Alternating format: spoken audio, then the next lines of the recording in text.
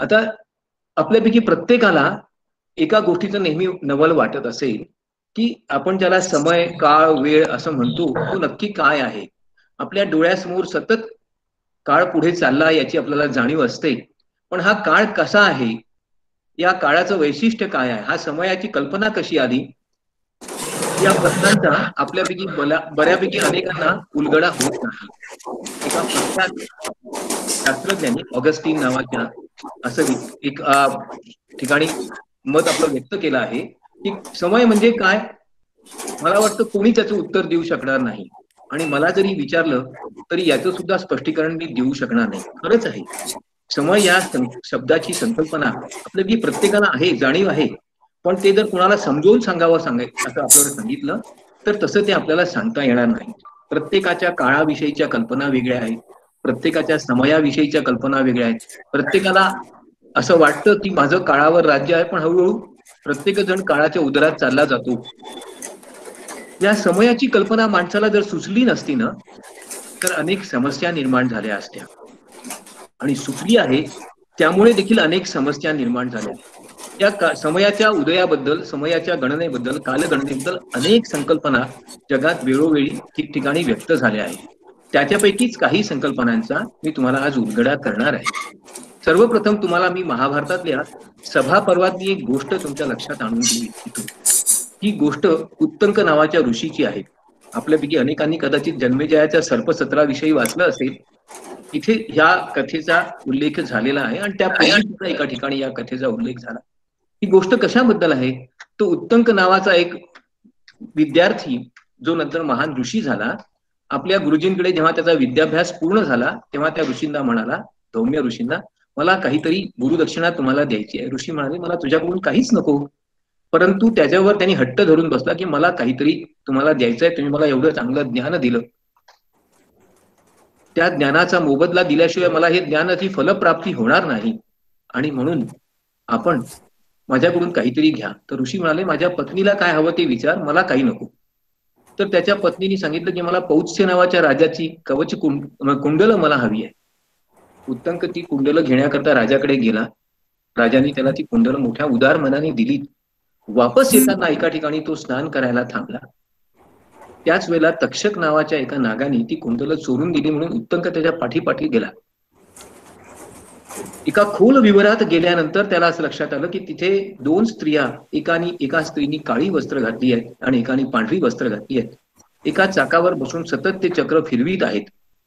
त्या चाकाला 12 आरे आहेत आणि वेगवेगळ्या प्रकारचे छोटे मोठे असे त्याच्यावर घटका जोडलेले आहेत. उत्तंकाला मोठं नवल वाटलं. त्यांनी तक्षकाचा शोध घेतला. ती कवच कुंडला वापस घेतली, पण त्याला त्या स्त्रियांचं गूढ किंवा कुतूहल मात्र कायम राहिलं. जेव्हा तो वापस आला तेव्हा त्यांनी आपल्या गुरुजींना विचारलं, याचा काय अर्थ आहे? तर ते म्हणाले, या दोन स्त्रिया म्हणजे दिवस आणि रात्र आहे. ते जे चक्र आहे ते कालाचं चक्र आहे. त्याच्यावरची 12 आस म्हणजे 12 महिने आहेत. आणि त्यांनी त्याला कालाची संकल्पना समजावून सांगितली. अशी कथा महाभारतात आहे. काळाच्या अनेक कल्पना आहेत. अनेकांना काळाविषयी वेगवेगळ्या प्रकारचा अर्थ अभिप्रेत असतो. कधी कधी आपण काळाचे स्वामी आहोत असं देखील आपल्याला वाटतं. परंतु खरंच काळ म्हणजे काय? भवभूती नावाच्या एका कवींनी त्याच्या काव्याविषयी जेव्हा लोकांनी अनुद्गार काढले, तेव्हा तो त्यांना म्हणाला होता, की काळ अनंत आहे आणि पृथ्वी विशाल आहे. कधीतरी काळाच्या या प्रवाहामध्ये कुठेतरी कोणीतरी माझं काव्य वाचेलच आणि त्याचं कौतुक करेल. काळाविषयीची एक वेगळीच कल्पना भवभूतीच्या मनात आहे. परंतु आपल्यापैकी प्रत्येकाला काळाचा, समयाचा वेगवेगळा अनुभव येतो. एक काळाची व्याख्या अशी आहे, slow when you wait, fast when you are late, short when you are happy, long when you feel bored, deadly when you are sad, endless when you are in pain. खरी गोष्ट आहे. सुखदुःखाच्या काळाचा वेगवेगळा अर्थ लक्षात आणि प्रत्येकाच्या काळाच्या संकल्पना त्याच्या सुखदुःखाच्या अनुभवानुसार बदलतच जातात. मग आपल्याला या काळाच्या मोजमाप करायची गरज आहे का? उत्तर आहे हो. जर आपण काळ कसा आहे, त्याचा प्रवास कसा होतो हे जर लक्षात घेतलं नाही, तरी देखील काळ आपल्याला हे सांगतो. प्रत्येक ठिकाणी दररोज वेगवेगळे बदल होत असतात. या बदलांची मात्रा आणि प्रमाण देखील वेगवेगळं असतं. या बदलांना मोजण्याचं एकमेव सगळ्यात चांगलं जर कोणतं एकक असेल, कोणतं माप असेल, तर ते काळ हाच आहे, समय हेच आहे. आपण बदल पाहतो, त्या बदलांचा काय प्रभाव झाला हे आपल्या लक्षात येतं. तो बदलातील प्रभाव देखील आपल्याला काळामुळेच दिसून येतो. सकाळ, दुपार, संध्याकाळ असं जेव्हा आपण काळाचं वर्णन करतो, तेव्हा आपण बदलांचं वर्णन करत असतो. एखादा बदल घडून गेला असेल, तो नमूद करायचा असेल, त्याची नोंद घ्यायची असेल, तो समजून घ्यायचा असेल, तरी देखील आपल्याला काळाचीच गरज असते. आणि म्हणून काळ हा सर्वभक्षक, सर्वव्यापी, सर्वसमावेशक आहे, असं त्याचं जे वर्णन केलेलं आहे ते अगदी खरं आहे. काळ एखाद्या नदीसारखा असतो. तुम्ही कधीच एकाच पाण्यामध्ये, प्रवाहाच्या एकाच ठिकाणी 2 वेळा हात घालू शकत नाही. प्रत्येक वेळा नवीनच पाणी तुमच्या हाताला लागतं ना, तसंच काळाचं आहे. प्रत्येक वेळा नवीन क्षण आपल्याला जगावा लागतो. प्रत्येक वेळा नवीन अनुभूती, नवीन अनुभव आपल्याला येत असतो. अगदी एका गोष्टीत सांगितल्याप्रमाणे ही गोष्ट आहे रिक व्हॅन विंकल नावाची. एर्विन वॅलेस नावाच्या लेखकांनी लिहिलेल्या या गोष्टी, या कथेमध्ये फार महत्वाची गोष्ट काळाबद्दल सांगितली आहे. ही गोष्ट ज्या प्रकारे आणि ज्या पद्धतीने लिहिल्या गेली असेल, सॉरी, या लेखकाचं नाव वॉशिंग्टन आयर्विन आहे. त्यावेळेला कदाचित काळाची ही संकल्पना लेखकाच्या मनात नसेल. परंतु एक लक्षात घ्या, काळाची जर योग्य संकल्पना आपल्याला समजून घ्यायची असेल, तर आपण कदाचित शाळेमध्ये, मी शाळेत हा धडा शिकलेलो आहे, रिक व्हॅन विंकल नावाचा, आपणही शिकला असाल. ही गोष्ट काय आहे? एक तरुण मुलगा, त्याचं नाव रिक व्हॅन विंकल, अचानक एका गुहेत झोपून जातो. आणि जेव्हा उठतो तेव्हा अगदी त्याची दाढी वाढलेली असते, तो म्हातारा जर्जर झालेला असतो. तो पाहतो त्याच्या परिसरातल्या प्रत्येक गोष्टीत बदल घडून आले. माणसं, लोक, घरं, रस्ते, सर्व सर्व बदलून गेलं असतं. काळ कोणाच करता थांबत नाही. काळ कधीच थांबत नाही. माणूस जरी थांबला तरी तो प्रसंग मात्र थांबत नाही. आपल्याला किती वाटलं हा क्षण आपण पुन्हा जगावा, तरीही कोणालाच तो पुन्हा जगता येत नाही. मग या काळाचं मोजमाप करण्याचा काय प्रभाव होतो? सगळ्यात पहिलं आणि सगळ्यात महत्वाचं म्हणजे आपण वय, आपलं स्वतःचं, इतरांचं कधी पण कशामुळे मोजू शकतो हो?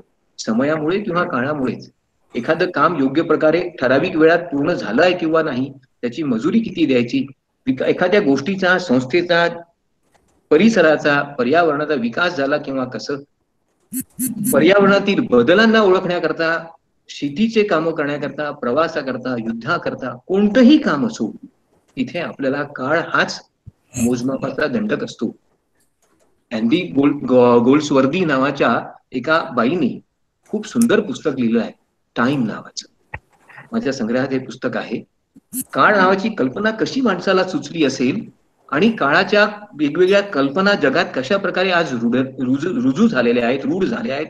प्रत्येक लोककथेमध्ये, प्रत्येक संस्कृतीमध्ये काळाची वेगवेगळी कल्पना कशी आहे, याचं खूप सुंदर विवेचन अगदी या छोट्याशा पुस्तकात केलेलं आहे.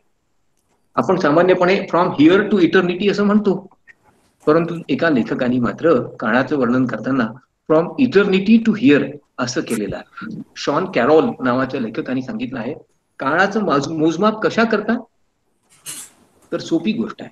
कोणत्याही गोष्टीचं अचूक जर नोंद ठेवायची असेल, मोजमाप करायचं असेल, कालगणना करायची असेल, एखाद्या गोष्टीचा पुरावा द्यायचा असेल, सापेक्षता दृष्टीने, तुलनेच्या दृष्टीने एखादी गोष्ट सांगायची असेल की त्या काळात आणि आजच्या काळात काय बदल झाला, विकासाच्या प्रक्रियेला समजून घ्यायचं असेल, बदलांना लक्षात घ्यायचं असेल, तर काळाचं मोजमाप आवश्यकच आहे. आपण काळाचं मोजमाप केल्याशिवाय कोणत्याही घटकाचं, कोणत्याही घटनेचं योग्य वर्णनच करू शकत नाही. मग या काळाचं मोजमाप करण्याची माणसाला कल्पना कशी सुचली असेल? असं म्हणतात की काळाच्या मोजमापाची कल्पना सर्वप्रथम इजिप्शियन लोकांना, जी आज आपण मानतो त्या पद्धतीने सुचलेली आहे. जवळपास 3,500-4,000 वर्षांपासून इजिप्शियन लोकांनी कालगणनेला सुरुवात केली आणि त्यांच्याकरता सुरुवातीला अगदी साधं काळाचं एकक जर कोणतं असेल तर सूर्यप्रकाश. अगदी साधी गोष्ट आहे, कोणाच्याही लक्षात येऊ शकेल. सकाळी सूर्य उगवला की त्यानंतर तो मावळेपर्यंत त्याच्या वेगवेगळ्या छटा आपल्या लक्षात येतात. मग आपण त्याला त्याचेच तुकडे करतो, सकाळ, दुपार, माध्यान्ह, सायंकाळ, गोरज गोरज काल वगैरे वगैरे. पण हे कशामुळे होतं? सूर्याच्या प्रकाशाची तीव्रता जशी जशी कमी जास्त होत जाते, सूर्याच्या प्रकाशाचा प्रखरपणा, सूर्याच्या प्रकाशाचा उपयोग जसा जसा बदलत जातो, त्याबरोबरच आपल्याला हे समजतं ना, ही किती साधी बाब आहे, ती इजिप्शियन लोकांनी प्रथम लक्षात घेतली. आणि म्हणून त्यांनी ज्योतिष्य गणने करता दिवसाच्या आणि कालाच्या गणनेकरता आणि त्या आधारावर आपली जीवनशैली ठरविण्याकरता सर्वप्रथम घड्याळींचा कालगणनेचा वापर करायला सुरुवात केली. याची 2 कारणं सुद्धा अजून सांगितली पाहिजेत. एका प्रख्यात लेखकाने त्याची ती कारणं सांगितलेली आहेत. ही कारणं अशा प्रकारची आहेत. इमॅन्युअल व्हेलिकोवस्की नावाच्या लेखकाने, की नाईल नदीचा जो प्रवाह आहे त्याच्या तीरावर इजिप्शियन लोकांची संस्कृती विकसित झाली. त्या संस्कृतीच्या विकासामध्ये नाईल नदीचं योगदान फार मोठं आहे. पण या नाईल नदीला येणारा पूर, या नाईल नदीच्या प्रवाहाच्या आजूबाजूला असणारी शेती आणि त्याप्रमाणे जीवनशैली विकसित करताना कालगणनेचा इजिप्शियन लोकांना फार उपयोग झाला. कोणत्या काळात नाईल नदीला पूर येणार आहे हे जर माहीत झालं तर आपल्या जीवनाला आधारभूत गोष्टी कशा करायच्या हे ठरविता येईल. केव्हा नाईल नदीचं पाणी आपल्याला शेती करता चांगलं वापरता येईल हे जर माहीत झालं तर शेतीचं योग्य नियोजन करता येईल. या साध्या साध्या गोष्टींचं आकडेमोड म्हणा, गणित म्हणा, एक साधा विचार करून इजिप्शियन लोकांनी आपल्या पहिल्या दिनदर्शिकेची रचना केली. एका कवीने काळाचं वर्णन करताना म्हटलं आहे, you were the one I wanted most to stay. काळा तू थांबला पाहिजे असं मला सगळ्यात जास्त वाटत होतं. बट टाइम कुड नॉट बी केप्ट ॲट बे. परंतु काळाला आपल्या बाजूला आपण असं कधी सारून जमा करून ठेवू शकत नाही. The more it goes the more it's gone the more it takes away. तू जसा जातो पुढे बरंच काही घेऊन जातो, काहीच सोबत ठेवता येत नाही. आपल्यापैकी प्रत्येकाला ही गोष्ट अनुभवाने आता माहीत झालेलीच आहे. परंतु या काळाची एक अत्यंत कालगणनेची अत्यंत मनोरंजक गोष्ट जर कोणी लिहिली असेल आणि कालगणनेतल्या दोषांमुळे निर्माण होणाऱ्या प्रसंगांचं जर योग्य विवेचन कोणी केलं असेल तर ते ज्यूल्स वर्न नावाच्या लेखकाने आपल्या एका कादंबरीत केलं आणि जगाला अक्षरशः आश्चर्यचकित केलं. कादंबरीचं नाव होतं around the world in 80 days. या कादंबरीवर डेव्हिड निवेन यांचा एक अत्यंत अप्रतिम चित्रपट निघालेला आहे. आपण प्रत्येक जण जरूर पाहायला हवा. काय या कादंबरीचं वैशिष्ट्य आहे की फिलियस फॉग नावाचा एक व्यक्ती जो अत्यंत आत्यंतिक स्वभावाचा आहे, शर्यत लावतो की 80 दिवसात मी जगाचा पूर्ण प्रवास करून येईल. आणि तो प्रवासाला निघतो आणि परत वापस लंडनला येतो. पण जेव्हा तो पोहोचतो तेव्हा तो 8 तास उशिरा पोहोचलेला असतो. प्रत्यक्षात तो अगोदरच पोहोचला असतो. परंतु आपल्याला आता माहिती आहे की युरोपातली वेळ आणि अमेरिकेतली वेळ याच्यामध्ये कालांतराचा फरक असू शकेल. जर आपण आपलं घड्याळ त्याप्रमाणे बरोबर त्याचं नियोजन केलं नाही तर आपल्याला घड्याळीमध्ये वेगवेगळ्या वेळा दिसतील. ही त्रुटी ज्यूल्स वर्न यांनी आपल्या कादंबरीतून काळाच्या मोजमापाबद्दल दाखविली आणि त्यातून कशा प्रकारच्या गमती निर्माण होऊ शकतात याबद्दल अत्यंत रंजक वर्णन या कादंबरीत केलेलं आहे. काळाच्या बद्दल वेगवेगळ्या देवता वेगवेगळ्या संस्कृतींमध्ये आहे आणि त्याच्यावरून वेगवेगळे शब्द देखील निघालेले आहेत. ग्रीक लोकांनी काळाला क्रोनोस असं नाव दिलं आहे. याचं कारण सांगतो. क्रोनोस हा सर्वभक्षी आहे. त्यांनी ज्या मुलांना जन्माला घातलं त्यांनाच त्यांनी खाऊन टाकलं. अखेर त्याच्या बायकोनी एक मूल लपवून ठेवलं, अपोलो. काळ सर्वभक्षी आहे सांगण्याकरता कदाचित ही दंतकथा असावी. परंतु क्रोनोस या शब्दावरून आपण एक शब्द जन्माला घातलेला आहे कालगणनेकरता. क्रोनॉलॉजी, कालगणना, घटनाक्रम. एक लक्षात घ्या, अशा कितीतरी शब्दांची निर्मिती, व्युत्पत्ती अनेक अशा मूलभूत शब्दांवरून झाली आहे. रोमन लोकांनी काळाला नाव दिलं जानस. आपण जानेवारी हे नाव ऐकलेलं आहे. जानेवारी महिना आपल्यापैकी प्रत्येकाच्या परिचयाचा आहे. पण रोमन लोकांनी काळाला जानस हे नाव का दिलं असेल हो? याचं कारण असं आहे की जानस वरून जानेवारी हा महिना जन्माला आला. पण या जानस नावाच्या देवतेचं वैशिष्ट्य असं आहे की तिला 2 तोंड आहेत. ती एकाच वेळेला मागे आणि पुढे पाहते, काळासारखी. आपण भूतकाळातही कधी कधी डोकावून पाहत असतो, कधी कधी भविष्याचाही वेध घेत असतो. या दोन्ही गोष्टी प्रतीत करण्याकरता रोमन लोकांनी जानस याला काळाची देवता मानला आहे. त्याच्यावरून आर्थर कोएस्टर या प्रख्यात लेखकाने जानस नावाचं एक पुस्तक लिहिलं आहे. फार उत्तम पुस्तक आहे. त्याचा मतितार्थ असा आहे की माणूस हा द्विस्वभावी आहे. माणसाला जसं भूतकाळात रममाण व्हायला आवडतं तसंच वर्तमान काळात जगायला आणि भविष्याचा वेध घ्यायला आवडतं. माणसाची ही प्रवृत्तीच त्याला वेगवेगळ्या प्रकारच्या मानसिक वृत्तींनी घडवीत असते, त्याची मनोवृत्ती घडवीत असते. इजिप्शियन लोकांनी तर प्रत्येक गोष्टीमध्ये देव पाहिलेला आहे आणि म्हणून त्यांच्या काळाच्या देवाचं नाव आहे हू. हा देव कशाचा आहे तर अनंताचा आहे. काळाचा आहे, समयाचा आहे, दीर्घ जीवनाचा आहे, चिरंतन आयुष्याचा आहे. खरी गोष्ट आहे. काळ कशा करता, काळाचं महत्व काय? कारण तो अनंत आहे, अनादी आहे. तो कुठे सुरू झाला, कधी सुरू झाला, कसा सुरू झाला, हेही कोणाला सांगता येणार नाही. काळाचा अंत कसा होणार आहे हे तर सांगणं कठीणच आहे. इतकी साधं तत्वज्ञान इजिप्शियन लोकांनी सांगण्याकरता कुह नावाच्या देवाच्या प्रतिमेतून आपल्याला ही गोष्ट सांगितली आहे. आपल्या भारतीय लोकांना सुद्धा कालदेवतेबद्दल आकर्षण आहेच, पण इतर जगातल्या सर्वच संस्कृतींमध्ये काळाला देवच मानलाय. तिबेटमध्ये हिब्रू लोकांनी, इराणियन लोकांनी, आफ्रिकन लोकांनी, भारतीयांनी भारतीयांनी तर काळाच्या अनेक रूपांना पाहिलं आहे, ओळखलं आहे. त्याच्याबद्दल मी सांगणारच आहे. पण चिनी लोकांनी मात्र काळाला जगाचा स्वामी मानला आहे. समय हा जगाचा राजपुत्र आहे. तो प्रत्येक गोष्ट निर्धारित करतो. तो देवाचा पुत्र आहे आणि जगातल्या, अंतरिक्षातल्या, अवकाशातल्या प्रत्येक गोष्टीवर त्याचं नियंत्रण आहे. खरी गोष्ट आहे. काळाच्या नियंत्रणामुळेच अनेक घडामोडी घडून येतात. काळाच्या नियंत्रणातूनच सर्व गोष्टींचं संचालन होतं. काळ ठरवतो आणि म्हणून आपण बरीच वेळा काळ हा सर्वभक्षी आहे असंही मानतो. भारतीयांना तर काळाची अनेक प्रतीक आणि रूप माहिती आहे. आपण आदित्याला, सूर्याला काळाचं प्रतीक मानतो. जो उगवतो, जगाला जन्म देतो, पुढे नेतो, जगाचा विकास करतो, तो काळ. तर काळाचं भारतीयांनी काळाची विविध रूपं पाहिली आहेत. जन्म देणारा आणि विकास करणारा काळ आदित्याच्या रूपात आहे. तर कालीच्या रूपामध्ये जगात काळाचं रौद्र रूप, आपल्यापैकी कोणाचा आपले इष्ट दगावतो, मित्र दगावतो, आपलं कोणाचं नुकसान होतं, आपण त्या काळी त्या क्षणाला विलक्षण दुःखवतो. आपल्याला विलक्षण दुःख होतं, आपल्याला वाईट वाटतं. चांगल्या गोष्टींचा, वाईट गोष्टींचा आपल्याला आपल्यापासून दूर हिरावून देणारी जर कोणती शक्ती असेल तर ती काली आहे. शंकराच्या रूपात आपण विध्वंस पाहिलेला आहे. शंकराच्या तांडव नृत्य, शिव हे प्रत्येक गोष्टीचा विनाश करणार आहे. परंतु काळाचं सर्वात भयानक रूप जर कोणतं असेल तर ते यम असं आहे. जगातल्या कोणत्याही गोष्टीला चिरंजीवित्व प्राप्त झालेलं नाही. जी कोणती गोष्ट या जगात, या पृथ्वीवर, या भूलोकावर आली आहे तिचा विनाश ठरलेला आहे. तिचा अंतकाळ निश्चित आहे आणि यम हे त्या अंतकाळाचं प्रतीक आहे. प्रत्येक मर्त्य गोष्टीला आपल्या सोबत घेऊन जाणारा, त्याला पुनरुज्जीवन कदाचित देणारा, परंतु त्याचा हे रूप, हे स्वरूप, हा देह संपविणारा, हे आयुष्य संपविणारा जी देवता आहे तिला आपण यम म्हणतो, यमराज. मग आता या काळाचं मोजमाप कसं करायचं? इजिप्शियन लोकांनी सर्वप्रथम ऑबेलिस्क ऐकलं असेल, कधी पॅरिस किंवा कधी कैरोला गेला असाल तर तिथे मोठे स्तंभ पाहिले असतील. वॉशिंग्टनला आपण हा स्तंभ पाहिला असेल. हा स्तंभ जो होता हा काळाचं मोजमाप करण्याकरता होता. त्याच्या माध्यमातून त्यांनी याची जी सावली होती हिचे 12 भाग केले आणि दिवसाचे देखील 12 भाग. या 12 भागांमध्ये त्यांनी संपूर्ण दिवसाचं नियोजन केलं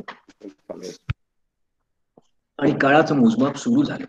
परंतु एक लक्षात घ्या, हे 12 भाग फक्त सूर्यप्रकाशाच्या काळाचे आहेत, त्याच्या अगोदरचे किंवा नंतरचे नाही. अंधारात या अशा प्रकारच्या स्तंभांचा उपयोग होऊ शकत नव्हता.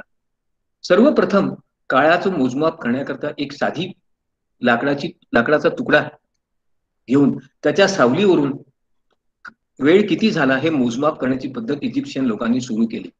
परंतु ही अत्यंत क्रांतिकारी घटना होती.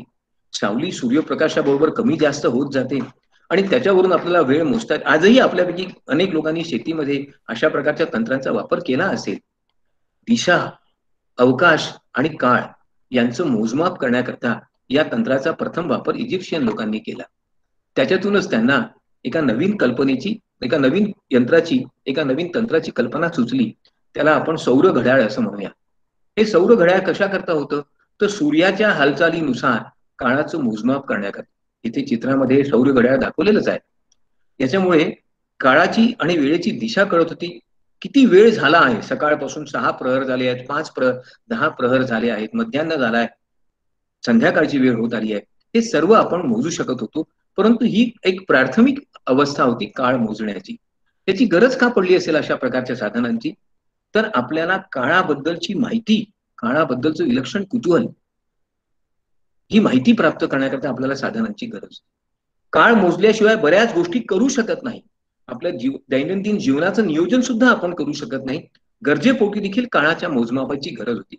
आपल्या जीवनातल्या वेगवेगळ्या घडामोडी कृती कशा करायच्या, दिवसाचं नियोजन कसं करायचं हे ठरविण्याकरता सुद्धा तुम्हाला अशा प्रकारच्या यंत्राची गरज असतेच. आणि मग प्रत्येकच संस्कृतीमध्ये, प्रत्येक भागामध्ये, भूभागामध्ये अशा प्रकारच्या यंत्रांचा शोध घेणं सुरू झालं.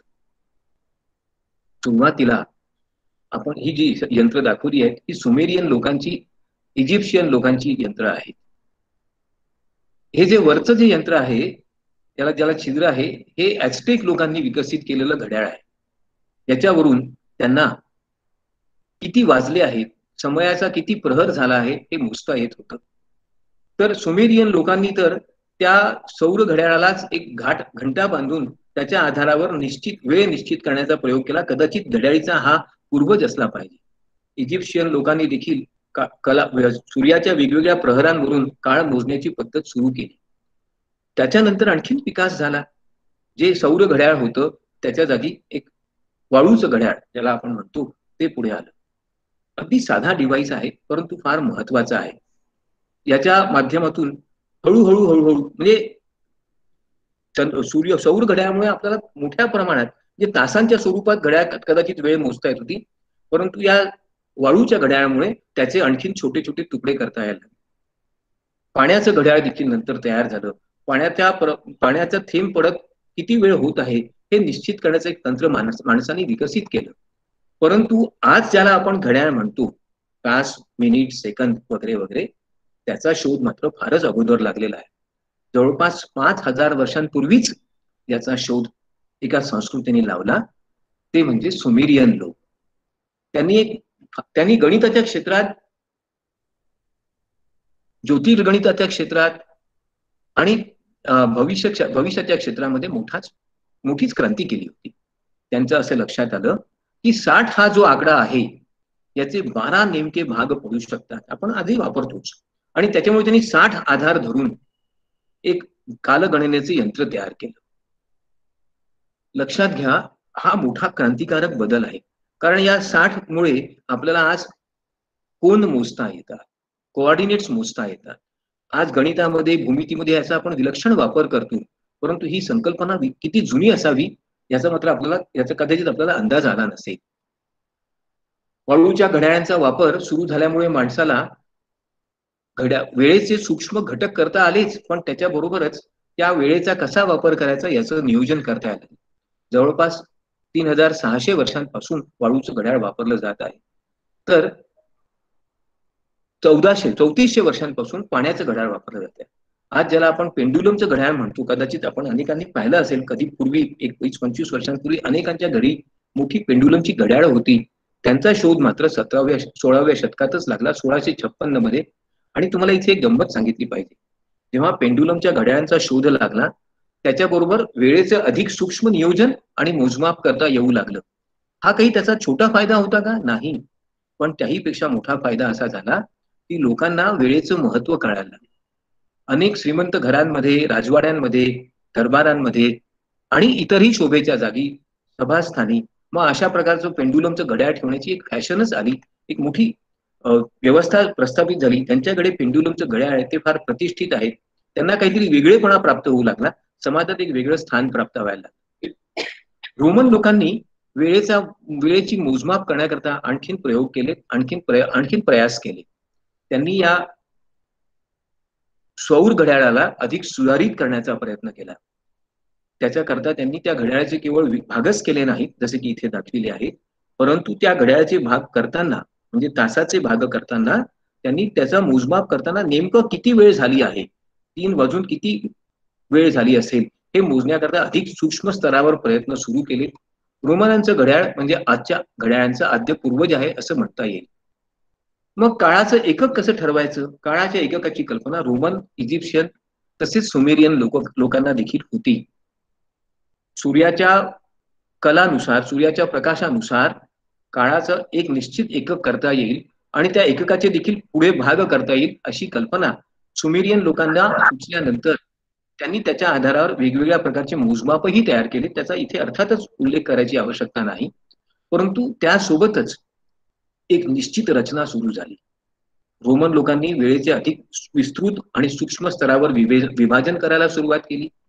घड्याळीचा दैनंदिन जीवनात वेगवेगळ्या प्रकारे वापर करायला सुरुवात केली आणि त्याचा परिणाम रोमन लोकांना एक शिस्तबद्ध जीवन जगण्याची शैली प्राप्त झाली. जगावर राज्य करण्याकरता लागणारा एक शास्त्रीय दृष्टिकोन या घड्याळीच्या माध्यमातून कालमापनाच्या माध्यमातून रोमन लोकांना प्राप्त झाला असं म्हटलं तर गैर होणार नाही. परंतु या सगळ्या जुन्या घड्याळींच्या मोजमापांमध्ये यंत्रांमध्ये अनेक दोष होते. पेंडुलमचं घड्याळ येण्यापूर्वी अनेक दोष होते. एकतर त्यात अचूकता नव्हती. वाळूचं घड्याळ घेतलं तर कधी कधी ती वाळू कमी जास्त प्रमाणात खाली वरती झाली तर आपोआपच वेळ चुकत होती. पाण्याच्या घड्याळावर मुळीच विश्वास ठेवणं शक्य नव्हतं. सौर घड्याळाचा सुद्धा तोच प्रभाव होता की कधी कधी सूर्यासमोर ढग वगैरे आले की त्याची उपयुक्तता आपोआपच कमी होत असे. कोणत्याही प्रकारची एक सुसूत्रीकरण त्याच्यामध्ये नव्हतं आणि त्याच्यामुळे एकाच वेळेला जर 2 घड्याळी एका ठिकाणी ठेवली असतील तर वेगवेगळ्या प्रकारच्या वेळा दिसू शकत होत्या. कार्टोग्राफिक्स ऑफ टाइम या नावाचं एक हिस्ट्री ऑफ टाइमलाईन या नावाचं एक पुस्तक आहे. त्यात त्यांनी अशा प्रकारच्या घड्याळींचा विकास प्रत्येक टप्प्यात कसा झाला आणि हा विकास होत असताना कोणकोणत्या अडचणी आल्यात याच्यावर खूप सुंदर विवेचन केलेलं आहे. आजचं जे आपलं आधुनिक घड्याळ आहे त्याचे युनिट्स कसे तयार झाले, त्याचे घटक कसे तयार झाले तर एक लक्षात घ्या. आपल्यापैकी अनेकांना फेब्रुवारी महिन्याबद्दल माहिती असेल. त्यात 28 दिवस असतात. मग वर्षात किती दिवस यायला पाहिजे? खरं पाहिलं तर वर्षात 336च दिवस यायला पाहिजे. परंतु आपलं वर्ष तर 365 दिवसांचं आहे. मग किती मोठा फरक पडेल?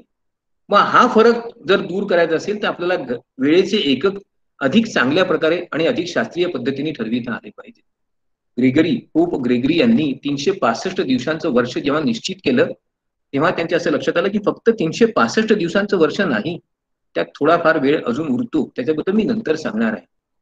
हळूहळू जसं जसं घड्याळींचा विकास झाला त्याबरोबर सेकंद नावाची कल्पना अधिक विस्तारित आणि विस्तृत प्रकारे मानवाने मान्य केली. तिला एक शास्त्रीय आधार प्राप्त झाला. आज आपण नॅनो सेकंद आणि मिली सेकंद यासारख्या एककांचा सुद्धा विचार करतो. अनेक शास्त्रीय प्रयोगांसाठी त्यांचा वापर देखील करतो.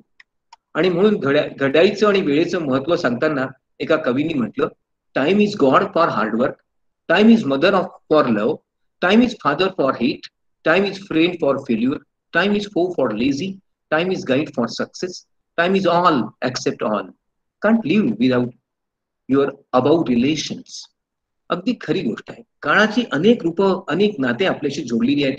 या वेळेचं आपल्यावर एवढं नियंत्रण आहे की चला वेळ झाली हे वाक्य आपण अनेक वेळा सहजपणे वापरतो. मग हे जे वेगवेगळ्या प्रकारचे वेळेचे एकक होते कसे कसे ठरविले गेले? सूर्याचा आधार घेऊन, सूर्याच्या मुवमेंट प्रमाणे, हालचालींप्रमाणे आधार घेऊन, पृथ्वी ज्या प्रकारे सूर्याभोवती फिरते त्याचा आधार घेऊन काळाचे, समयाचे एकक ठरविण्यात आले. आपल्यापैकी अनेक लोक ऑलिम्पियाड हा शब्द सहजपणे वापरतात. परंतु ग्रीक लोकांनी या शब्दांना एक निश्चित अर्थ दिलेला होता. ऑलिम्पियाड म्हणजे 4 वर्ष, लस्ट्रम म्हणजे 5 वर्ष, डिकेड म्हणजे 10 वर्ष, इंडिक्शन म्हणजे 15 वर्ष, सेंचुरी म्हणजे 100 वर्ष, मिलेनियम म्हणजे 1000 वर्ष. काळाचं दुसरं एकक जे की ग्रीक लोकांनी आणि रोमन लोकांशिवाय इतर लोकांनी वापरलं आहे, अरेबियन लोकांनी, चिनी लोकांनी, ते होतं चांद्र कॅलेंडर. चंद्राचा पृथ्वीभोवती जो फेरा होतो त्याच्या आधारावर मोजमाप करून त्यांनी आपलं स्वतःचं काळाचं एकक निश्चित केलं आणि पृथ्वीच्या आधारावर सुद्धा, पृथ्वी स्वतःभोवती जेवढा वेळ घेते त्यानुसार सुद्धा लोकांनी काळाची रचना, वेळेची रचना केली. अर्थात या प्रत्येक प्रकारच्या वेळेच्या रचनेमुळे वेगवेगळ्या प्रकारचे प्रश्न निर्माण झाले, वेगवेगळ्या प्रकारच्या समस्या निर्माण झाल्या. त्यात एकरूपता यायला खूपच काळ लागला.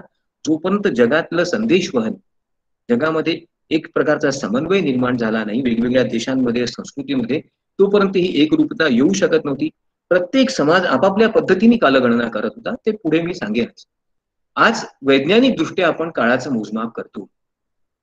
जिफी नावाचं जे एकक आहे ते अत्यंत लहान आहे. जवळपास ते एका न्यूक्लियन एवढं आहे. प्रकाशाला प्रवास करायला जेवढा वेळ लागतो त्याला एक फर्मी असं म्हणतात. त्याच्यावरून अर्थात प्रकाशाचा हा प्रवास आपण व्हॅक्यूम मध्ये, निर्वात प्रदेशामध्ये व्हायला जेवढा वेळ लागतो. फर्मी हे नाव एन्रिको फर्मी या शास्त्रज्ञावरून देण्यात आलंय काळाच्या एककाला. तर मॅक्स प्लँक वरून प्लँक टाइम नावाचं एकक निश्चित करण्यात आलं आहे. हे आणखीनच महत्वाचं एकक आहे. वैज्ञानिक लोक याचा उपयोग करतात. टीयू, टाइम युनिट, हे जे आहे ते फक्त इंजिनिअरिंगच्या क्षेत्रामध्ये, अभियांत्रिकीच्या क्षेत्रात वापरलं जातं. तर स्वेबर्ग या एका शास्त्रज्ञावरून जे काळाचं एकक निश्चित करण्यात आलं आहे, त्याचा उपयोग फक्त अवकाशात आणखी अनेक रासायनिक प्रयोगामध्ये केला जातो. मग या कॅलेंडरची कल्पना, दिनदर्शिकेची कल्पना आपल्याला काळावरून सुचली, त्याच्यावरून कालमापन अधिक सोपं झालं. पण ही कल्पना आपल्याला सुचली कशी? तर पुन्हा एकदा सुमेरियन लोकांचीच आपल्याला मदत घ्यावी लागेल. जवळपास आजपासून 4000 वर्षांपूर्वी, 5000 वर्षांपूर्वी सुमेरियन लोकांनी स्वतःच्या दिनदर्शिकेची रचना केली. या दिनदर्शिकेचे एक प्रतिलिपी, एक टॅबलेट, एक मृत्तिका संच, त्याचं चित्र सोबत दाखविला आहे. हा सापडल्यानंतर हे आपल्या लक्षात आलं. तर जसा जसा चंद्राच्या कला होता, त्यानुसार महिन्याभराच्या एकंदरीत दिवसांचं आगणन करून त्यांनी पहिलं आपली दिनदर्शिका तयार केली. आणि ही दिनदर्शिका त्यांना ज्योतिषाकरता, भविष्य कथनाकरता, अनेक उत्सव आणि धार्मिक प्रसंग साजरे करण्याकरता अत्यंत उपयुक्त होती. सुमेरियन लोकांच्या या दिनदर्शिकेचा नंतर बाबिलियन लोकांनी वापर केला. आणि लक्षात घ्या, अवकाशातल्या अनेक घटनांची नोंद त्यांनी त्याच्या आधारावर केलेली आहे. ती आज आपण वाचू शकतो. महत्वाची गोष्ट म्हणजे त्यांना अनु आणि एनिल या दोन देवांनी अशा प्रकारचं पहिली दिनदर्शिका करून दिली होती, असं त्यांचं म्हणणं आहे. गमतीची गोष्ट अशी आहे की त्यांनी ज्या प्रकारे दिनगणनेची गणना केली आहे, तिचं जर मोजमाप केलं तर ती जवळपास 7000 वर्ष जुनी आहे. म्हणजे ज्या प्रकारे इजिप्शियन किंवा रोमन लोकांना आपण प्राचीन मानतो, त्याच्यापेक्षा अधिकच मागे जाणारी आहे. आणि महत्वाची गोष्ट म्हणजे त्याला 12 महिने आहेत. 12 महिन्यांची कल्पना आपल्याला सुमेरियन लोकांनी दिली, हे यावरून स्पष्ट होतं. जे प्राचीन काळातील जे दिनदर्शिका होत्या, त्या प्रत्येक संस्कृतीमध्ये वेगवेगळ्या प्रकारच्या होत्या.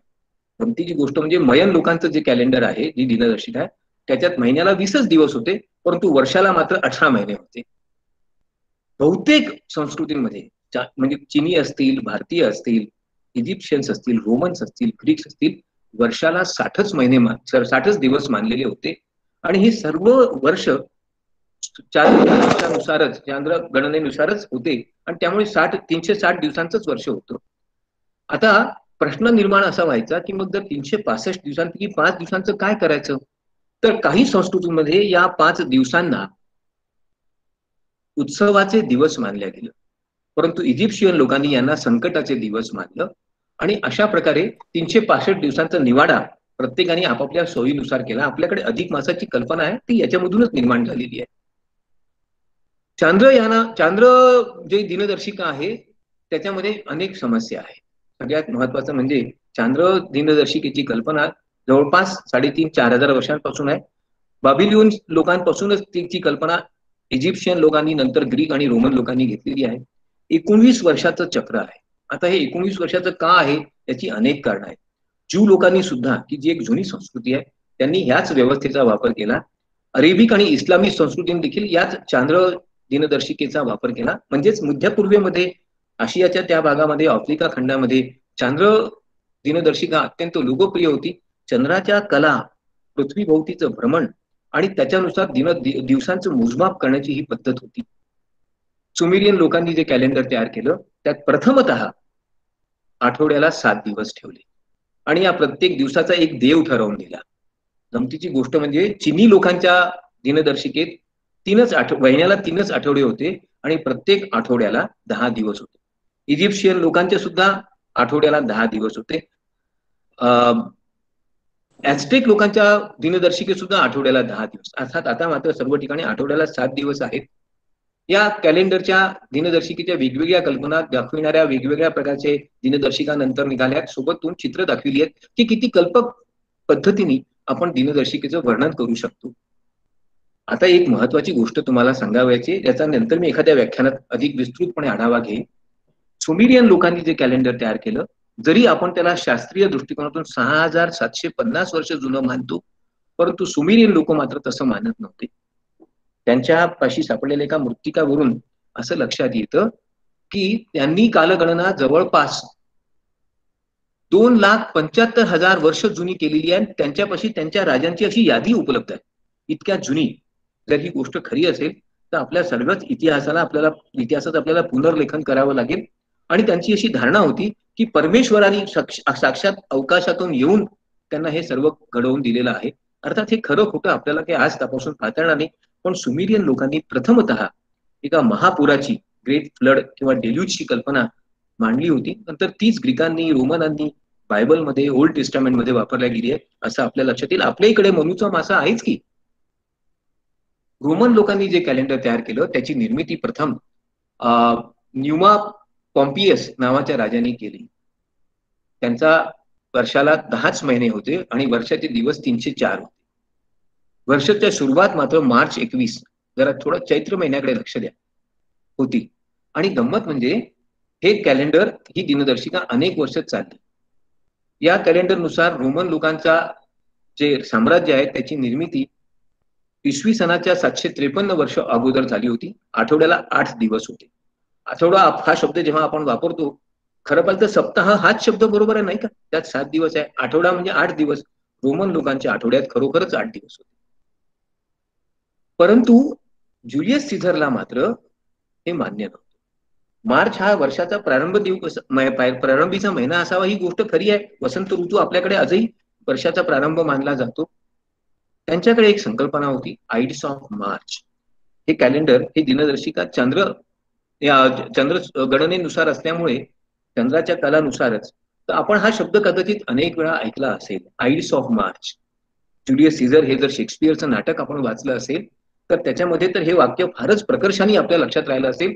कारण सीझरला सावधतेचा इशारा देताना तो म्हणतो, Caesar beware of ides of March. Caesar, मार्चच्या आइट्स पासून, म्हणजे काय हो, आइट्स ऑफ मार्च म्हणजे 15 मार्च. रोमन लोकांच्या कालगणनेमध्ये मार्चच्या 13, 14 आणि 15 या 3 दिवसांना आइड्स ऑफ मार्च असं म्हणतात. आणि म्हणून सीझरला इशारा देताना त्यांनी हे वाक्य वापरलेलं आहे. ज्युलियस सीझर या नाटकात शेक्सपियरने याचा खूपच वापर केलेला आहे.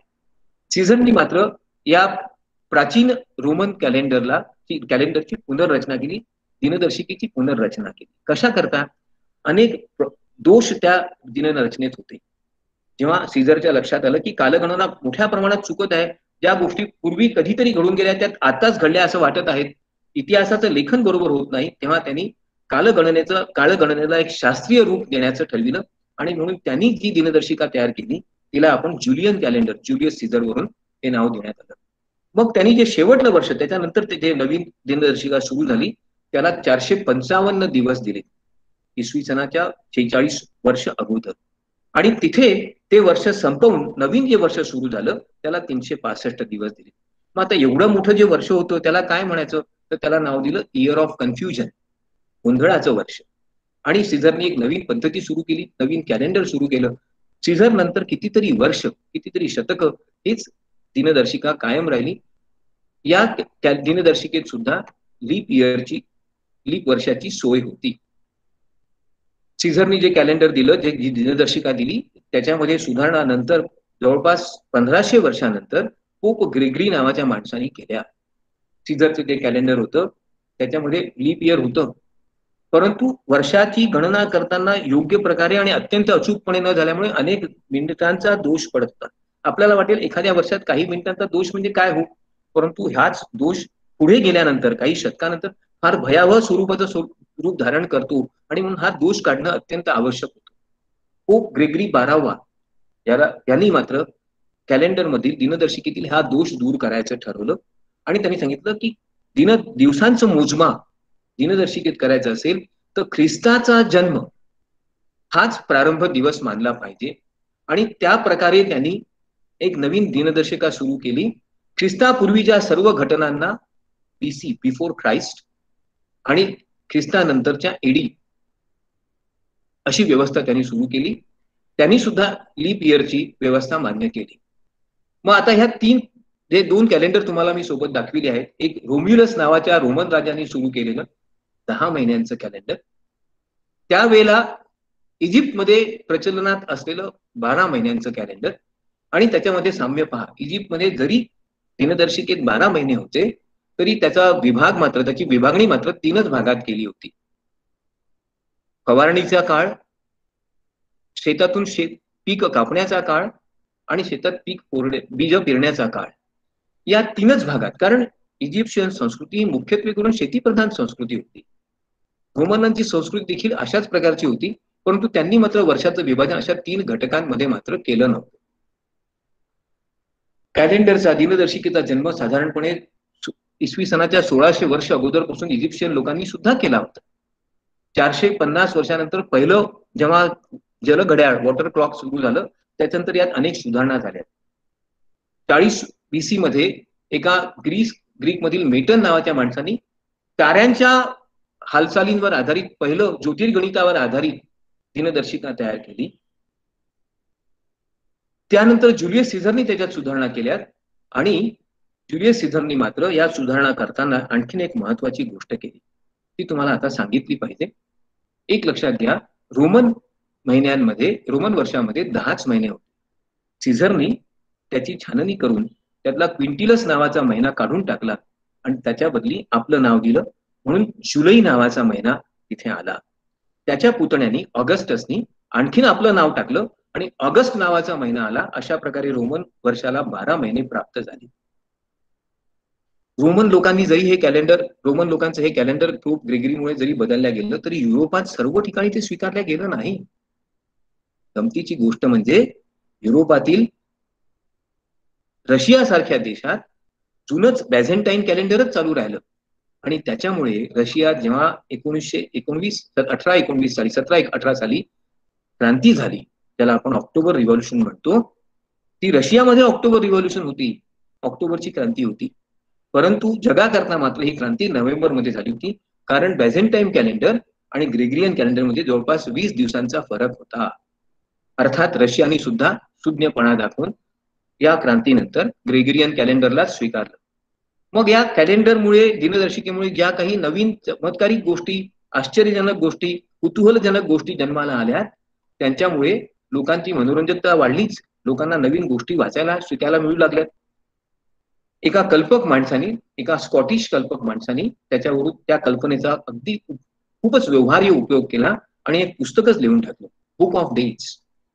प्रत्येक दिवशी, कॅलेंडर मधल्या प्रत्येक दिवशी काय घटना घडल्या, कशा घडल्यात, त्याचं महत्व, त्याचं ऐतिहासिक महत्व, त्याच्या संबंधात असणाऱ्या व्यक्ती, घटना, प्रसंग याची माहिती देणारं पुस्तक WR चेंबर्स नावाच्या माणसाने हे बुक ऑफ डेज म्हणून प्रकाशित केलं.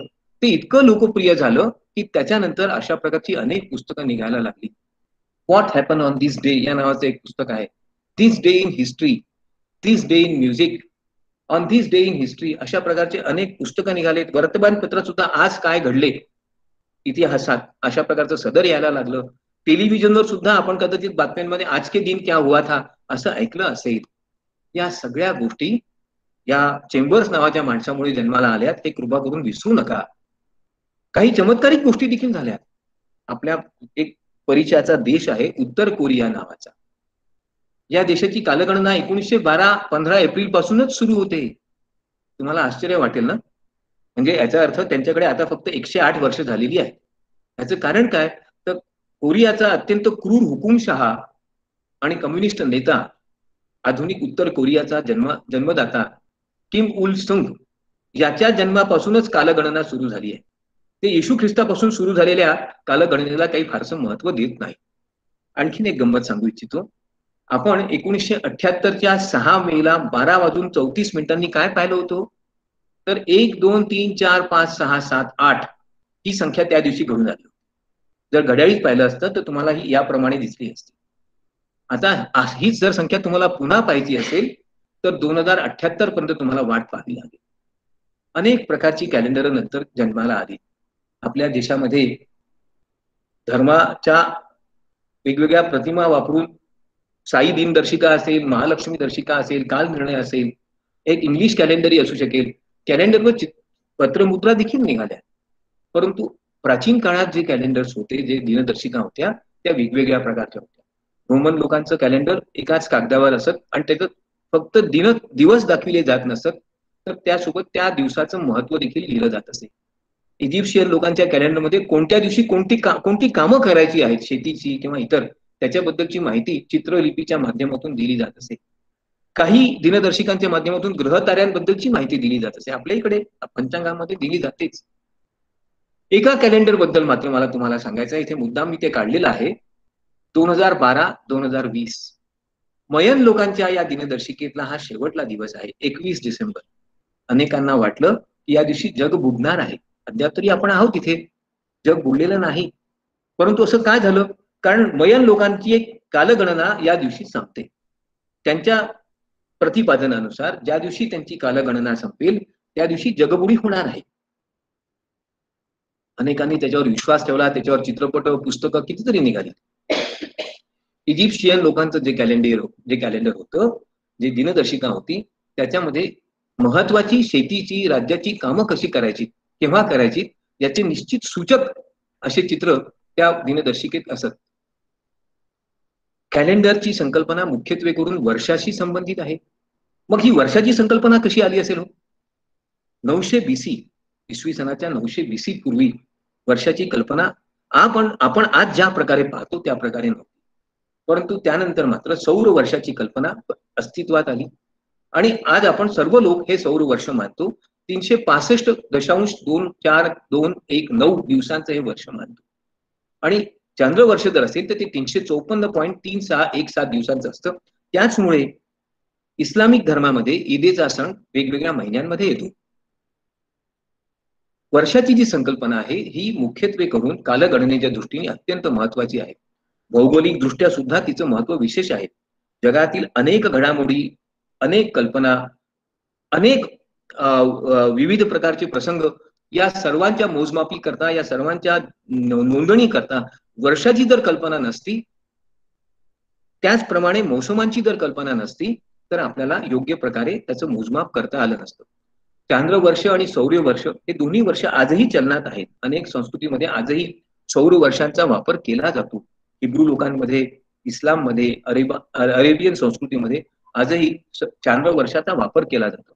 पण हा जो चांद्र वर्षाचा वापर केला जातो त्याच्यामुळे दिनगणनेमध्ये, दिवसांच्या मोजमापामध्ये अनेक समस्या निर्माण होतात. त्याची इतर कॅलेंडरशी, इतर दिनदर्शिकेशी म्हणजेच रोमन कॅलेंडरशी जुळवणूक करणं विलक्षण कठीण जातं. एका व्यक्तीने हे दोन्ही कॅलेंडर जोडता येतील का, त्याच्याकरता कसा फरक पडेल याचं एक चित्रच तयार केलं आणि एक शास्त्रीय गणित मांडलं. त्याच्यामुळे तुम्ही चांद्र दिनदर्शिकेनुसार जरी दिनगणना केली असेल तर त्याला समांतर सौर गणनेनुसार दिवस कोणता येईल हे आपल्याला मोजता येतं. आपण बीसी आणि एडी हे शब्द वापरतो, पण त्याचा अर्थ काय एक लक्षात घ्या. हे दोन्ही शब्द पोप ग्रिगरी यांनी दिलेले आहेत. एडी या शब्दाचा अर्थ होता एना डॉमिनी, म्हणजे in the year of Lord. पण आपण बरेच वेळा in the year of our Lord असा शब्द वापरतो. जर तुम्हाला असं म्हणायचं असेल in the year of our Lord तर एना डॉमिनी नॉस्टी जेसस ख्रिस्टी असं तुम्हाला म्हणायला पाहिजे. म्हणजे in the year of our Lord Jesus Christ. या दिवसापासून पहिलं वर्ष, एक लक्षात ठेवा, शून्य नावाचं वर्ष मात्र नाही. या वर्षाच्या अगोदरचे सर्व ख्रिस्तोपूर्व आणि या वर्षानंतरचे सर्व ख्रिस्तोत्तर बीसी आणि एडी असंच त्याचं वर्गीकरण झालं. जगातलं सगळ्यात जुनं कॅलेंडर आता सापडलेलं आहे. ते 10,000 वर्ष जुनं आहे आणि ते युरोपामधल्या एका देशात सापडलेला, स्कॉटलंडमध्ये. शेतीमध्ये एका ठिकाणी खनन करताना अशा प्रकारच्या दिनदर्शिकाचं वर्णन करणारं एक कॅलेंडर आपल्याला सापडलं. आणि आता जे पुस्तक आलेलं आहे mapping time the calendar and it's history, याच्यामध्ये या कॅलेंडरच्या बद्दल खूपच साध्यंत माहिती देखील दिलेली आहे. आपण हे जरूर पुस्तक वाचावं. कॅलेंडर मधली दुसरी महत्वाची, दिनदर्शिकेच्या संबंधात दुसरी महत्वाची जर संकल्पना कोणती असेल तर ती आहे ऋतुमानाची संकल्पना. जगात मुख्यत्वे करून 4 ऋतू मानले जातात: उन्हाळा, हिवाळा, शिशिर आणि वसंत. परंतु प्रत्येक भौगोलिक भागानुसार या ऋतूंचं स्वरूप, याचा काळ देखील बदलत जातो. सर्व देशांमध्ये, सर्व भौगोलिक भागांमध्ये याच प्रकारचे ऋतू असतील एकाच वेळेला असं आवश्यक नाही. कदाचित जेव्हा युरोपामध्ये हिवाळा असेल तेव्हा आपल्याकडे वसंत आलेला असेल. आणि म्हणून ऋतूचं चक्र भारतामध्ये वेगळं आहे. भारतात 6 ऋतू मानले गेले आहेत. यांच्यावरची एक कविता मला लहानपणी शाळेत होती, मला ती फार आवडायची. 6 ऋतूंचे चक्र फिरत असे, झुळझुळ वारे वाहू लागले, लाल पालवी तरुवरी, फुला फुलांनी भरल्या वेली, आंबे राही मोहरली, आभाळाचे निळे निळे पण कुहू कुहू कोकिळा फुली, आनंदी आनंद गण्यानो वसंत आला घरोघरी, ग्रीष्म पातला सूर्य तापला, ऊन कडक जिकडे तिकडे, खूप तापते जमीन तिजवर, जागो जागी पडती तडे, गुपचिप झाली सर्व पाखरे, वारे सुटले मेघ उसळले, गडगडते आभाळी, वीज कडकडे लखलख करुली, सरसर वर्षा आली, सुटे मातीचा वास चौकडे, हिरवे हिरवे गार दिसे. कागद होड्या सोडायची तळ्यात आता मौज असे. शरद येईल मेघ पळाले, गुबगुत जणू पळतीस असे. पूर्णे हिरवी चहूकडे, हिरवे मळे तसे. हिरवी झाडे हिरवी शेती, कुटुंब भरले तळे निळे. चांदण्यात बागडावे, हेमंताचे दिवस पातले. भरे हुडहुडी अंगात, शेतकऱ्याची गोफण फिरते गरगर भरल्या शेतात. हवे हवेसे ऊन वाटते, शेकोटीच्या भोवती गप्पांना भरती येते. उदासवाणा शिशिर ऋतू येत, पाने पिवळी पडतात. सोसाट्याच्या वाऱ्या संगे झरझर झरझर झरतात. झडून पाने झाडे सगळी केविरवाणी दिसतात. दिसे तयांच्या गुंढ्यापाशी पिकल्या पानांची घास. 6 ऋतूंचे चक्र फिरतचे, शिशिर ऋतू जाईल हा. वसंत सांगे हळूच मी, मागो मागो येतो पहा. खराय, काळ सारखा नसतोच, काळ बदलतच जातो. आज ज्याच्यावर दुःखाचा प्रसंग आला असेल, त्याला उद्या आनंदाचा क्षण उपभोगता येतोच. चक्र नेहमी क्रमाने दिवसांचं, रात्रीचं, ऋतूंचं हे गाडगं सतत फिरतच असतं. मग ह्या महिन्यांचा जन्म कसा झाला असेल? रोमन लोकांनी आपल्या महिन्यांना वेगवेगळी नावं दिली. ग्रीकांनी पण दिली, भारतीयांनी दिली, इजिप्शियनांनी दिली. ती त्यांच्या त्यांच्या धर्मानुसार, त्यांच्या कल्पनानुसार, त्यांच्या विचारानुसार, त्यांनी घेतलेल्या अनुभवानुसार होती. आपण जे कॅलेंडर आज वापरतो, जी दिनदर्शिका वापरतो, त्यात आपण रोमन नावच वापरतो. जानेवारी, फेब्रुवारी, मार्च वगैरे वगैरे. परंतु ही नावं कशी आली याच्या वेगवेगळ्या गोष्टी आहेत. या प्रत्येक नावाचा इतिहास आहे आणि या प्रत्येक महिन्याचे वेगवेगळे दिवस रोमन कॅलेंडरमध्ये होते. तुम्हाला एक गोष्ट थोडी नवलाची वाटली पाहिजे. जानेवारी 1, फेब्रुवारी 2 वगैरे ठीक आहे. सप्टेंबरचा अर्थ 7वा होतो, पण तो 9वा महिना आहे. ऑक्टोबरचा अर्थ 8वा होतो, पण 10वा महिना आहे. नोव्हेंबरचा महिना म्हणजे 9वा असायला पाहिजे आणि डिसेंबरचा 10वा. मग अचानक हे 12 कसे झालेत? तर ही 2 माणसं मध्ये आली, ज्युलियस सीझर आणि ऑगस्टस सीझर. त्यांनी आपल्या नावाचा शिरकाव या वर्षाच्या दिनदर्शिकेत केला आणि त्याच्यामुळे वर्षाचे महिनेच 12 झाले नाहीत, तर आज जी नावं आहेत ती देखील चुकलीत. सप्टेंबरचा अर्थ आता 7वा असा कधी कोणी करत नाही. या प्रत्येक महिन्याची एक गोष्ट आहे. प्रत्येक महिन्याचा एक देव आहे. जानेवारीचा जानस हा दुतोंडी देव आहे. तो मागे पुढे पाहतो, तो वर्षाचा प्रारंभ करतो, त्याच्यामुळे भाग्याचे दरवाजे उघडतात. मार्च महिन्याचा देव जो आहे तो मार्स, युद्धाचा दिवस आहे, युद्धाचा देवता आहे. नवीन वर्ष, नवीन कार्यक्रम, नवीन उपक्रम, नवीन युद्ध, नवीन तयारी या सगळ्यांचं निदर्शक आहे. मे हा मेया नावाच्या देवीवरून आहे. वल्कन नावाचा जो देव आहे, मंगळ, त्याची पूजा या महिन्यात केली जाते. तर जुनो ही तर गुरुची बायकोच, प्रत्यक्ष देवांच्या राजाची बायको. ती रोमन लोकांची राज्याची राणी आहे. जुलैवरून ज्युलियस सीझर. ऍस्टेक लोकांनी आपल्या महिन्यांना वेगवेगळी नावं दिली. त्यांना महिने 10च माहिती होते, पण त्यांचा प्रत्येक महिन्याचा देव होता आणि त्या देवानी काय करायचं, माणसांनी काय करायचं याचे आदेश देखील दिलेले होते. अशाच प्रकारची कल्पना बहुतेक मयन संस्कृतीमध्ये देखील होती. इस्लाम धर्मामध्ये जे महिने आहेत, रमदान, जमादुल इला, मुहर्रम, शव्वाल, जमाद, सफर, धूल, राजीब, राबी, धूल हुज्जाह, शब्बान आणि रबी उत थानी, हे महिने त्या महिन्या त्यांच्या संस्कृतीनुसारच तयार केले आहेत.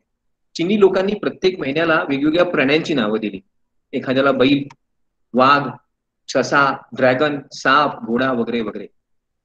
सगळ्यात महत्वाचं म्हणजे ग्रीक लोकांनी जी नावं दिली ती आज आपण ज्योतिर्गणितामध्ये राशींकरता सुद्धा वापरतो. आणि या ग्रीक लोकांचा सर्व संस्कृतींवर एवढा प्रभाव झालेला आहे की त्याच्यामुळे त्यांच्या महिन्यांची, त्यांच्या राशींची नावं आज सर्वत्र सहजपणे वापरली जातात. खरं पाहिलं असता जगाचा हा सगळा नियम, ही सगळी कालगणना वेगवेगळ्या प्रकारे होत असते. आपल्या भारतीयांनी याच्यात काहीच योगदान दिलं नाही का? खरं सांगायचं तर भारतीयांचं ज्योतिर्गणितामध्ये, वेदांग ज्योतिषामध्ये, कालगणनेत मोठंच योगदान आहे. परंतु त्या सर्वाचा समावेश इथे आजच एकाच वेळेला करता नसता आला. आणि म्हणून भारतीयांच्या या महान योगदानाची कल्पना घेण्याकरता आपण काळाबद्दल आणि कालगणनेबद्दल, भारतीयांच्या कालगणनेबद्दल कधीतरी नंतर बोलूच. परंतु काळ हा प्रत्येकालाच भोगावा लागतो. काळ प्रत्येकाच्या आयुष्यात वेगवेगळे आनंदाचे, दुःखाचे क्षण घेऊन येतो. काळाची गणना प्रत्येकाला आपल्या आयुष्याबरोबर करावी लागते. लहान, तरुण, मोठा, वृद्ध असं जेव्हा आपण वर्गीकरण करतो, आपण काही नाही काळाचंच वर्णन करत असतो. आचार्य शंकरांनी याच्याबद्दल फार सोप्या शब्दात सांगितलं. दिनमपि रजनी सायं प्रातः शिशिर वसंतो पुनरायाता काल क्रीडती गच्छत्यायु तदपि न मुंचती आशा वायू. ऋतू आणि समय बदलतच जातो, परंतु आपण मोहमायेच्या बंधनातून मुक्त होत नाही. पुनरपि जननम पुनरपि मरणम पुनरपि जननी जठरे शयनम इह संसारे बहुदुस्तारे कृपया पारे पाही मुरारे. या पृथ्वीवर जन्म मरणाचं हे चक्र परत परत चालूच राहणार आहे. हा संसार पार करून जाण्याकरता आपल्याला काळावर विजय मिळवायला पाहिजे. त्याच्याकरता त्या महान काळाची, ईश्वराची, गोविंदाची उपासना करायला पाहिजे. भारतीयांनी तर काळाचं अत्यंत मोठं विशाल रूप पाहिलं आहे. अशा प्रकारची कालगणना कदाचितच कुठल्याही दुसऱ्या संस्कृतीने त्या काळात केली असेल. महिने, दिवस आणि वर्ष सोडाच युग, मन्वंतर, महायुग आणि कल्पाचीही कल्पना भारतीयांनी केली आहे. ती कशी केली असेल याचा विचार आपण नंतर कधीतरी करू. परंतु एक लक्षात घ्या, गेलेला काळ येत नाही. एका गायकाने, किशोर कुमार नावाच्या, ही आपली सगळ्यांचीच काळाबद्दलची व्यथा, आपलं दुःख, की आपला गेलेला काळ, आपला संपलेला काळ, आपल्या आठवणींचा काळ परत यावा असं म्हणण्याकरता खूप सुंदर गाणं म्हटलेलं आहे. अलबेले दिन प्यारे मेरे बिछड़े सहारे हाय कहाँ गए आंखों के उजियारे मेरी सुनी रात के तारे हाय कहाँ गए कोई लौटा दे मेरे बीते हुए दिन वो प्यारे पल छिन कोई लौटा दे मेरे बीते हुए दिन. गेलेला काळ येणार नाहीच, कधीच नाही. आठवणी मात्र राहतात, जखमा करून जातात. त्या काळाला वंदन करणं आणि कालाया तस्मै नामा असं म्हणणं हेच आपल्या हाती असतं. म्हणून तर काळाचा योग्य वापर आपण केला पाहिजे. काळाचं नेहमी स्मरण ठेवलं पाहिजे. काळाचा सदुपयोग केला पाहिजे. धन्यवाद. Thank you sir.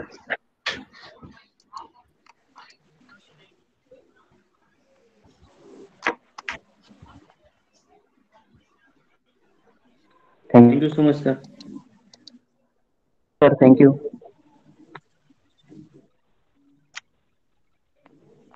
कोणाला काही विचारायचं असेल तर आपण विचारू शकता.